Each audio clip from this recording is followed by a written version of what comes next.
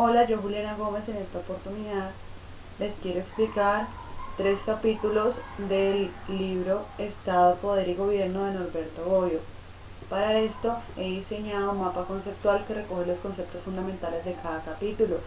He decidido explicar capítulo por capítulo, pues me parece pertinente el hilo conductor que el autor le dio al texto, pues para entender conceptos explicados en el capítulo 4 debo haber leído previamente los conceptos explicados en el capítulo 3. El mapa conceptual tiene diferentes colores para hacer la explicación de una manera más didáctica y más sintética. Dependiendo del color, se distingue en qué grado está reducido o estrechado el concepto en cuestión. Para empezar, vamos a referirnos al capítulo 3, el cual el autor denomina el Estado y el Poder. Este capítulo está dividido en 4 apartados fundamentales. El primero son las teorías del poder, que comprende o aborda la esfera de la política y la esfera del Estado, las cuales tienen en común que hacen referencia al fenómeno del poder, el cual es esencial para entender a lo que se refiere este apartado, que son las teorías del poder, que son clasificadas en sustancialista, subjetivista o racional. Un ejemplo de teoría sustancialista es la teoría propuesta por Hobbes, en la cual se hace referencia en el texto: el poder de un hombre son los medios que tiene en el presente para obtener alguna aparente bien futuro. Está en la página 103 del texto. Y quiere decir que el poder es un medio, al igual que lo manifiesta Bertrand Russell ya hacia el siglo XX, que dice que el poder es la producción de los efectos deseados, o sea, es un medio que me permite a mí alcanzar ciertos fines. Por otro lado está la teoría subjetivista, que se manifiesta mejor en la propuesta de Locke, en el cual el poder ya no es algo usado para alcanzar un objetivo, sino ya es una capacidad en sí misma de un sujeto que se utiliza para obtener ciertos efectos deseados. Entonces aquí el soberano hace unas leyes, pero estas leyes buscan influenciar la conducta de sus súbditos. Está también el poder relacional, cuya teoría más conocida es la de Robert Dahl, que propone una relación entre dos actores y uno induce a actuar al otro en el modo en que no lo haría, digamos, de otra forma. ¿Qué quiere decir esto en otros términos? Es una relación entre esos dos sujetos que está basada en el concepto de libertad, de manera que, como se cita textualmente, el poder de A implica la no libertad de B, tanto la libertad de A implica el no poder de B. De este modo pasamos a las formas del poder político, que es el segundo apartado de este capítulo. Aquí se distingue la tipología clásica aristotélica y lockeana, que se divide en el poder de padre a hijo, cuyo fundamento, lo explica Locke, es el natural o ex natura. El segundo es el poder amo-esclavo, cuyo fundamento es el derecho a castigar o ex delito. Y el tercero, y es el que nos compete, digamos, más para este estudio, es el poder gobernante-gobernado, cuyo fundamento es el consenso manifiesto y tácito ex contracto. Sabemos que Locke, digamos, es uno de los contractualistas clásicos, por tanto el poder del soberano radica en un contrato en el que los súbditos se comprometen a obedecer y le delegan el poder de, digamos, de formular unas leyes de comportamiento. Esta tipología clásica está basada en el principio de legitimidad, cuyas raíces se encuentran en la Edad Media y distingue 2 clases de prerrogativas. La primera es la prerrogativa de la Iglesia, que comprende el derecho a enseñar la religión o los preceptos morales, que es casi que la función pues principal de la Iglesia. En tanto también está la prerrogativa del Estado, que se distingue por el derecho o el poder exclusivo de ejercer la fuerza física, y hace referencia a esto al poder político, y permite acuñar una definición del Estado expuesta principalmente por 2 autores, Max Weber y Kelsen. Weber define al Estado como el que detenta el monopolio de la fuerza física. Y Kelsen, que es un positivista del derecho, define textualmente al Estado como una organización política porque es un ordenamiento que regula el uso de la fuerza. El tercer apartado del capítulo 3 nos dice que existen tres formas de poder, que son el económico, basado en la posesión de bienes necesarios en una situación de escasez. Sabemos que los bienes son limitados, por tanto, debe haber un ente regulador de los mismos para satisfacer unas necesidades del colectivo. Está el poder ideológico, que es la posesión de conocimientos, saberes y doctrinas, que en términos de Pierre Bourdieu podría comprenderse como la posesión del capital simbólico, dentro de la teoría de campos. Está el poder político, que está orientado al monopolio de la fuerza física, que es el más importante de los tres porque es el habilitante de los otros dos. Sin este no se pueden concebir los otros, el económico y el ideológico. Hacia el final del capítulo 3 se menciona la primacía de la política, que se distingue por el pensamiento político moderno, que contrapone a dos autores que cada uno en su discurso toma o hace una crítica o resalta dos primacías. La primera es la primacía del poder espiritual, cuya crítica se enfoca en Maquiavelo en su libro El Príncipe, en donde este autor plasma la separación necesaria que debe haber entre la esfera del poder o la esfera de lo público y la esfera de la religión, porque las normas o leyes de un Estado deben estar desligadas de los preceptos morales del gobernante. Asimismo, Hegel, que es el otro autor, habla sobre la primacía del poder económico, que se refiere al auge de la producción capitalista dentro de una sociedad burguesa.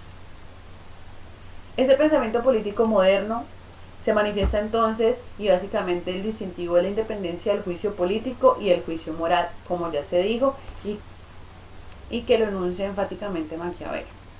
Ya hacia el capítulo 4 se habla del fundamento del poder, que se divide en tres apartados. En el primero vemos el problema de la legitimidad, que comprende la relación entre el poder y la fuerza. Se dice que un poder que solamente se basa en la fuerza no es duradero y termina siendo ilícito. Por tanto, se pretende pensar hasta qué grado el uso de la fuerza hace que el poder sea posible ilícito. Por tanto, de este dilema se producen los principios de legitimidad. Un ejemplo de ello es la fórmula política propuesta por Mosca, en el cual se toman una suerte de consideraciones para ver qué o cómo se posibilita y se legitima el poder. La primera es referida a que el poder emana de Dios, y el segundo es que el poder también emana, por otro lado, de la autoridad del pueblo. Para ello, y explicarlo más a profundidad, el autor propone los principios de legitimidad, de forma que existen tres principios unificantes de legitimidad. El primero es la voluntad, que ya se explicó, que es concebir el poder emanado desde la voluntad de Dios o desde la voluntad del pueblo. El segundo de ellos es el principio de la naturaleza, que hace una distinción entre el derecho de mandar y el deber de obedecer. El derecho de mandar referido al del gobernante y el deber de obedecer a sus súbditos, de los súbditos a su gobernante.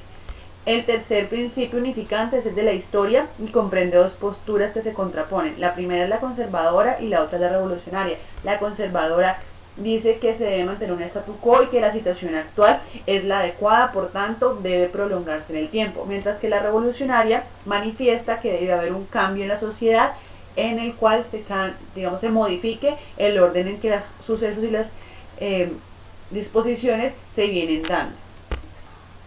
Por otro lado, y hacia el final del capítulo 4, el autor nos habla sobre la legitimidad y la efectividad, en torno básicamente al principio de efectividad, emergente de las teorías positivistas como la de Kelsen y la de Max Weber. Vemos entonces que en ese apartado se explica que hay una relación directa entre legitimidad y efectividad.